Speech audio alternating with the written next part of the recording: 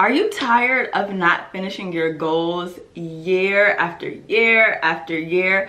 Are you tired of starting something and then not finishing? Well, if you're not tired, I am. What's happening? What's poppin'? Ambitious hotties? It's your girl, China. Thank you so much for tuning in to the Ambitious Hotties Hub. And today we're gonna go ahead and get right into it. We're talking about 5 tips on how to improve your life through focus and discipline. So I got my handy dandy notes here because it's serious today. Okay, so first thing is, honestly, I have been struggling with focus and discipline since I can remember. I'll have a goal, I'll get into it a little bit, then I'll get distracted, or I'll get into it a little bit, I'm like, oh my gosh, this is taking too long, I'm really not that interested, and then I stop. But then years later, or months later, or days later, I'm like, I wish I would have saw this particular thing through. Can you relate to that? Because honestly, I feel like sometimes we just like it's either we want to lose weight, but we go to the gym for a few days, then we just stop, or we want to get control of our finances, but then we just keep going to Target. So your girl got some handy dandy definitions for you today. So the definition, according to the Googles, focus is the center of an activity. So the center of an interest or activity, meaning like when you have something you're focusing on, you're locked into it. You're locked in. The definition for discipline is control gained by enforcing obedience or order. So when you decide that you want to be disciplined, you're forcing your mind, you're forcing your body to get in order. And honestly, we all have to get to the point where we realize the only way you're going to change your life, or the only way that you're going to have the life that you dream of, is if you finally put that work to that faith you have. Because literally the Bible talks about faith that works is dead. So you can believe that God's gonna bless you with $1 million, he's gonna bless you with weight loss and bless you with all these things, but if you're not putting in the work, Miss Girl or Mr. Guy, I don't see that happening. So we're gonna go ahead and hop into point number 1. So point number 1 is actually my overall favorite. So point number 1 is to do a life audit over these following areas. So a life audit is ultimately you checking in with your life. So the categories are emotionally. So check into your life, like how are my emotions? How have my emotions been? Physically, am I where I want to be physically? Am I healthy? Am I whole? Next one, occupationally. Is my career doing what it needs to do? Is it bringing me that joy? Am I passionate about it? Do I look forward to going to work every day? Intellectually is, I said I was going to read 12 books this year. I'm on book number 2. Things like that. And it's May. Next thing is financially. Am I where I want to be financially? I told myself I wanted to be debt free. Am I there yet? Am I even close? It's a no for me right now, but we'll get back to that. Socially, like, am I thriving in my social life? Spiritually, am I where I thought me and God would be at this point of my life? And relationally, how am I with my family, with my friends, with people who I deem to say that I love and I care about? So here's the thing, all of these dimensions are interconnected. One dimension builds on each other. So I can't be extremely healthy emotionally, but my physical health is in shambles. Like, it just doesn't work like that. I can't be super killing it in occupationally, but relationally, my family and friends can't even remember what my face looked like. So definitely getting into that. But for point 1, I have a 1 point B. It's going to be hard to do a life audit if you have not done like 10-year goals. If you have no goals for your life, it's going to be hard to do a life audit, because it's like, what are you comparing it to? What are you auditing? So like for me, I know by the time I'm 32,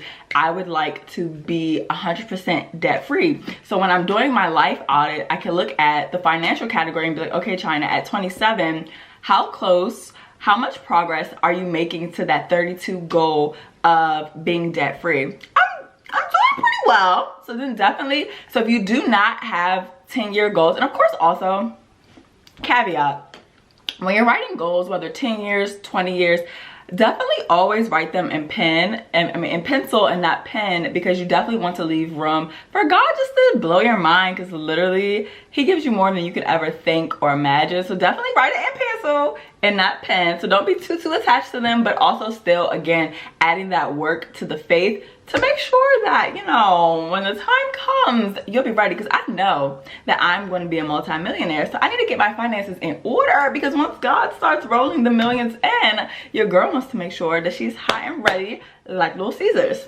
So next point, number 2, figure out why you lack focus and discipline. You're going to have to do a self-evaluation. So for me, I had to really ask myself, like, okay, China, why is it so hard for you to stay focused? Why is it so hard for you to stay disciplined? And I figured out it was because, honestly, I just have a low, or had, I'm working through it, a low self-esteem, self-worth of thinking like, am I really worthy of these things? Like, am I really worthy of that dream body? Am I really worthy of these finances that I want? Like, am I really worthy? So for me, it's more so just a worthiness and just unpacking things. Like, I got a therapist, just things to help me move past that block of locking in. So for example, this has been the most consistent I've been with working out. 1, because I did not like the way my body was looking in the mirror, and 2, I just wanted to see if I could be consistent. I've literally been going to solid core since January. Like, that's a big deal for me, because normally I go to the gym about 2-3 months, not even 2-3 months,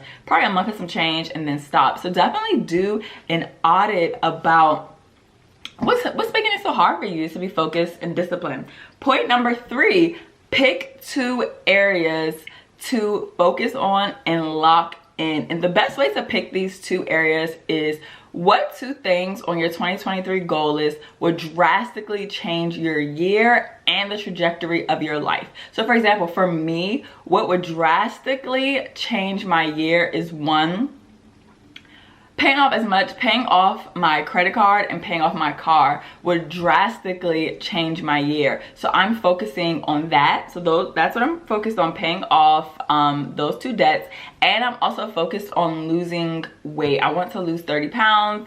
I'm at 11 pounds lost right now, so we'll see if I need to do the whole 30. But those 2 things would drastically change the trajectory of my year. So definitely figure out what is going to change the trajectory. Because the thing is, oftentimes we have 5 or 6 goals, and it's so hard to focus on 5 or 6 goals. It's just hard and pretty much impossible. So I want us to be ambitious hotties and actually stick to our goals and achieve them. So pick your top 2, not your top 3, not your top 4. We're focusing on 2 things.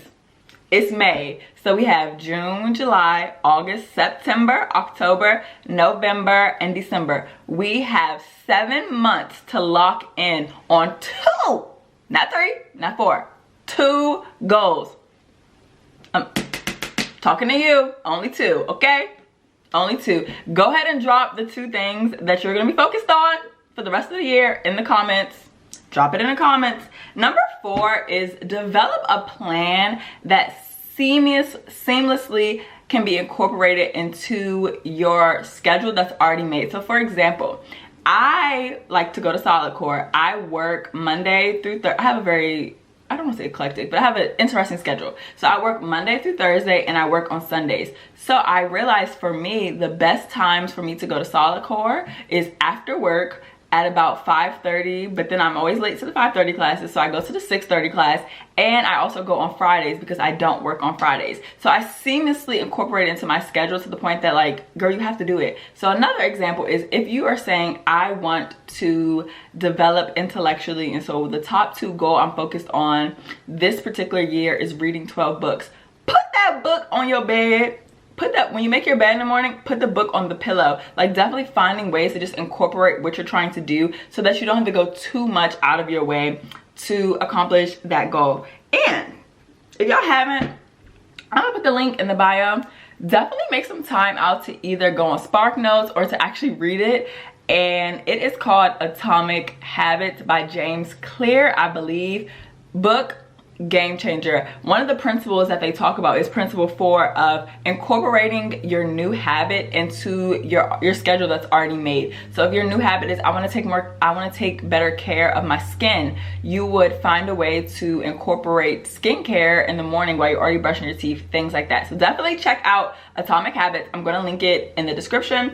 And the final thing, which honestly to me I believe is the most important, know your why. Your 2 goals that you're picking, attach your why, because honestly your why is going to be the only thing that pushes you through that discomfort. Because when you're focusing on focus and discipline, you're going to be uncomfortable, you're going to be irritated, you're going to be unmotivated. Those are just things that are going to happen. So make sure that you have a good why. For me, I want to lose weight because I want to be healthy, period. That's number 1. 2, I also want to be able to look at myself when I'm walking past the mirror and be like, who that girl? I need that. So those are 2, that's my why. And another why for me of paying off my debt is I want to be debt free. I really value freedom, and I didn't really realize how much I valued freedom until this year, but I need freedom. And you know, debt don't be giving me no freedom.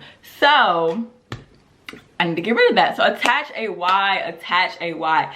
And I also thought it was something cool to incorporate in the month of May's video. So this week's, I'm giving y'all homework. Call me Miss Johnson.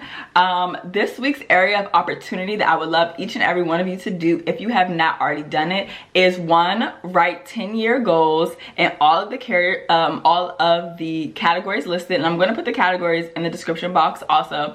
So write your 10-year goals and then do your life audit. So this week we're doing 10-year goals and we're doing a life audit, okay? So one more time before we leave, I am going to run through all 5 of the tips. Tip number 1 is to do a life audit. Tip number 1B is, if you have not already, do your 10-year goals.